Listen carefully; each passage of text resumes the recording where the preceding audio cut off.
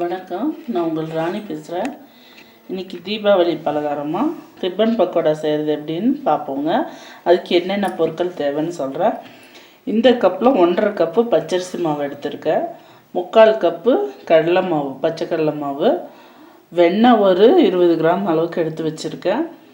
White எள்ளு 1 spoon எடுத்திருக்கேன். Salt தேவையான அளவுக்கு எடுத்து வச்சுருக்கேன். பெருங்காயப்பொடி ஒரு 1/4 டீஸ்பூன் எடுத்திருக்கேன். இது மிளகாத்தூளுங்க 1 ஸ்பூனும், பூண்டு ஒரு 10 பல்லும், ஜீரகம் ஒரு 1/2 ஸ்பூனும். இதை ஒன்றா மிக்சியில் போட்டு நம்ம அரைச்சிக்கணும் பேஸ்ட்டாக. இதை போய் நான் ஃபஸ்ட்டு அரைச்சிட்டு வந்துடுறேன், அப்புறமா மிக்ஸ் பண்ணலாம் மாவை. பாருங்கள், மிக்சியில் அரைச்சிட்டு வந்துட்டேன் நான். நல்ல பேஸ்ட்டாக மிளகாத்தூள், பூண்டு, ஜீரகம் 3ஐயும் அரைச்சிருக்கேன். இதில் பட்டர் உருக்கிட்டு வந்திருக்கேன். அந்த மிக்ஸி ஜார்லேயே அந்த கழுவுற தண்ணியும் வச்சுருக்கேன், தண்ணி ஊற்றி வச்சுருக்கேன். ஏன்னா நம்ம தண்ணி ஊற்றி தானே பண்ணி போடுறோம். அதனால் இப்போ இந்த அரிசி மாவு சேர்த்துக்குவோம். இப்போ கடலை மாவு,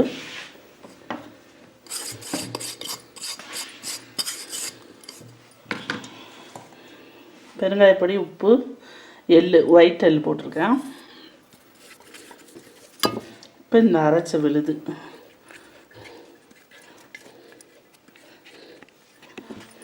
இப்போ இதை நல்லா மிக்ஸ் பண்ணிவிட்டு அப்புறம் தண்ணி ஊற்றுவோம்.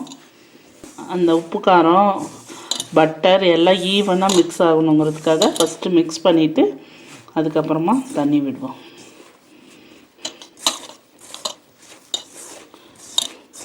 அரைச்ச மிக்ஸி ஜார் இருக்குல்லைங்களா, அதில் கொஞ்சம் தண்ணி விட்டு ஃபஸ்ட்டு ஊற்றிக்கோங்க. அவசி அதை வேஸ்ட் பண்ண வேண்டாம், நீட்டாக வந்துடும். இப்போ தண்ணி கொஞ்சம் கொஞ்சமாக சேர்த்துக்கணும். கொஞ்சம் கொஞ்சமாக ஊற்றி பிசைஞ்சு பார்த்துட்டு இது பண்ணுங்கள். சப்பாத்தி மாவு பதத்துக்கு தான் இருக்கணுங்க. இதுவும் ரொம்ப ஹார்டாகவும் இல்லாமல் ரொம்ப லூஸாகவும் இல்லாமல் இருக்கணும்.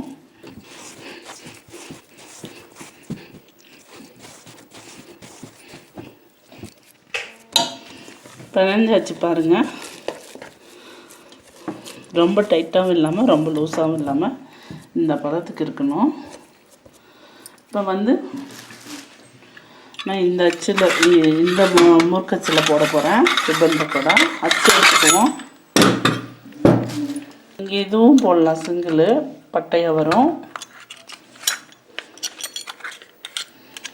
இது பாருங்கள், இது 5 6 இது இருக்குது, இதுவும் போடலாம்.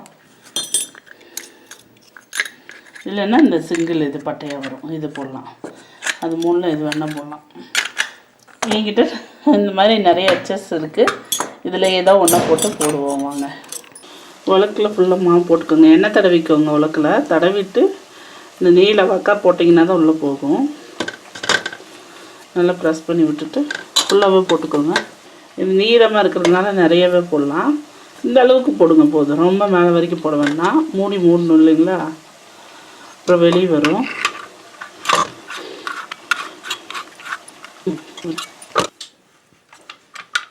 ஆயில் சூடாயிடுச்சுங்க. இது சும்மா அப்படியே கன் மாதிரி ப்ரெஸ் பண்ணுறது தான். நீங்கள் எப்படி ரவுண்டாக வேணாலும் போடலாம், அப்படியே ஸ்ட்ரைட்டாக வேணாலும் எடுத்து விடலாம்.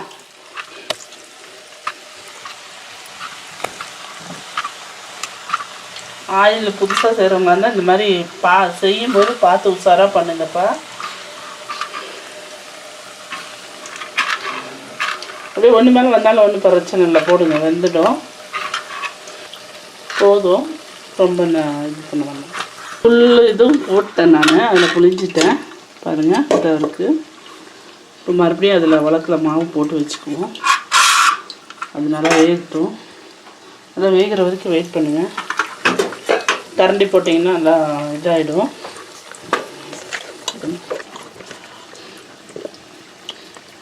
இந்த உலக்கில் மாவு நிறைய போடுறதுனால சீக்கிரமாக ஆகிடும்.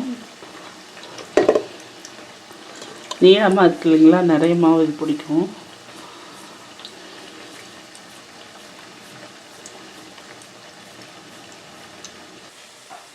பாருங்கள், நல்லா பபுள்ஸ் எல்லாம் அடங்கிடுச்சு, நல்லா சலசல் அடங்கிடுச்சு. பார்த்து திருப்பும்போது பார்த்து உஷாராக திருப்பி விடுங்க கரண்டியில். இதை எடுத்துக்குவோம். பாத்திரத்தை கையில் பக்கத்தில் பிடிச்சிக்கோங்க, அப்போ தான் வசதியாக இருக்கும் எடுக்கும்போது.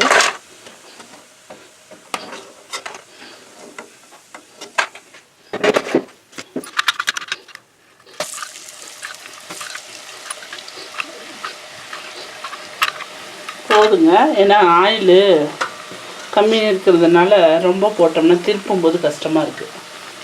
அப்புறம் இன்னொரு வாட்டி பிழிஞ்சிக்கலாம். அதை இந்த பக்கோடாவில் லைன் மாதிரி வருது, அதனால் நான் இதை போட்டிருக்கேங்க. கோடு மாதிரி வருது. பூண்டு ஸ்மெல்லும் இருக்குது, அந்த ஜீரகத்தோட வாசனையும் இருக்குது. நல்லா இருக்குங்க. ஃபுல்லாக நான் எடுத்துகிட்டு போட்டு முடிச்சுட்டு உங்களுக்கு காட்டுறேன். அப்பப்போ இந்த ஹேர் பபிள் வரும்போது உடனே கரண்டி போட்டு திருப்பிடாதீங்க. கொஞ்சம் அது அடங்கினதுக்கப்புறம் தான், அந்த மொடமடப்பு வந்ததுக்கப்புறமா தான் திருப்பணும், இல்லைன்னா எல்லாம் உடஞ்சி தூளாயிடும். அதனால் கொஞ்சம் நேரம் அப்படியே இருக்கணும். கரெக்டான பதம் வந்ததுக்கப்புறமா பார்த்து திருப்புங்க, அப்போ உடைய பாருங்கள். ஃபுல்லாக போட்டு முடிச்சாச்சு ரிப்பன் பக்கோடா. 1.5 கப்பு அரிசி மாவுக்கு 3/4 கப்பு கடலை மாவு போட்டேங்க. நல்லா மொறுன்னு இருக்குங்க பக்கோடா. பாருங்கள், நல்லா மொறுப்பாக இருக்குது. கடையில் வாங்குற மாதிரியே இருக்குது. சூப்பராக வந்திருக்கு. நான் இந்த லைன் வர்றதுனால இதுலேயே போட்டேன், நல்லா இருக்குன்ட்டு பார்க்குறதுக்கு. அது சும்மா ப்ளைனாக வருதுன்ட்டு இதில் போட்டேன். இது கொஞ்சம் லைனாக இருக்குன்ட்டு இதில் போட்டேன். நல்லா இருக்குதுங்க பக்கோடா. நீங்களும் இது மாதிரி செஞ்சு பாருங்கள். செஞ்சு பார்த்துட்டு எப்படி இருந்துச்சுன்னு உங்கள் கமெண்ட்ஸை சொல்லுங்கள். இது மாதிரி மேலும் வீடியோஸ் பார்க்க என்னோடய சேனலை சப்ஸ்கிரைப் பண்ணுங்கள், பெல் பட்டன் ப்ரெஸ் பண்ணுங்கள், கூடவே லைக் பட்டன் ப்ரெஸ் பண்ணுங்கள், உங்கள் ஃப்ரெண்ட்ஸுக்கு ஷேர் பண்ணுங்கள். தேங்க்யூ.